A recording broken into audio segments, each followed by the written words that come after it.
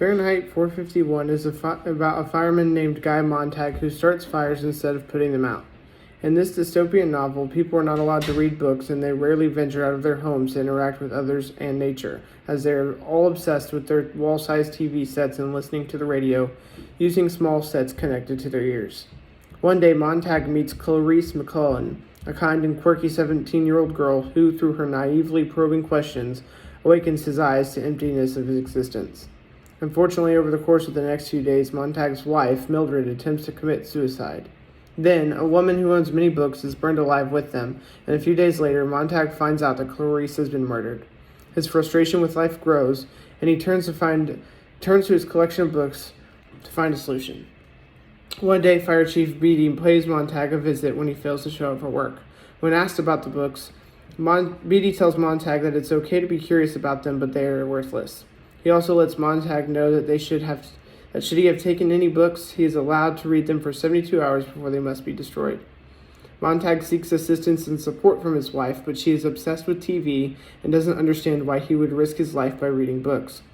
Looking for assistance elsewhere, he recalls meeting a retired English professor named Faber in a park and reaches out to him for guidance. Faber tells Montag that the importance is in the detailed understanding of life that books convey and that he needs time and a supply of books to understand. Montag and Faber construct a plan to topple the status quo through denigrating the firemen by hiding books in their homes while using a two-way headset to communicate. Montag comes home to find Mildred with her two friends watching TV. He eventually gets frustrated and reads aloud a poem to steal their attention. It causes one woman to cry and both to eventually report him to the fire department.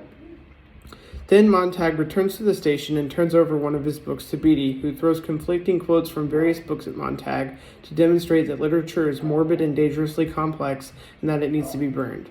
The alarm suddenly goes off, sending the firemen on a call, only to arrive at Montag's house. Montag then understands that his own wife turned him in, and she has disappeared. Montag is forced to burn down the home himself, and when he finishes, Beatty attempts to arrest him. Montag instead uses his flamethrower to kill Beatty, and then knocks out the other firemen. The hound then attempts to attack Montag. It stabs him with a numbing liquid, making it hard for him to move quickly, but is then destroyed with the flamethrower. Montag then finds the helicopters, news crews, and other hounds are after him when he tries to visit Faber. The entire city is watching the chase on TV, but Montag manages to flee to the river and disguise himself in Faber's clothes to avoid detection. A fake Montag is eventually killed in order to restore faith in the government. He then drifts into the countryside until he comes upon a gang of renegade intellectuals known as the Bookkeep People, led by a guy named Granger who warmly welcomes him. They are part of a nationwide group of book aficionados who have memorized a large number of classic books of literature and philosophy. They aim to be of assistance to humanity in the aftermath of recent declaration of war.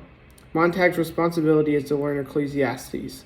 Enemy jets appear in the sky and drop bombs on the city, completely destroying it.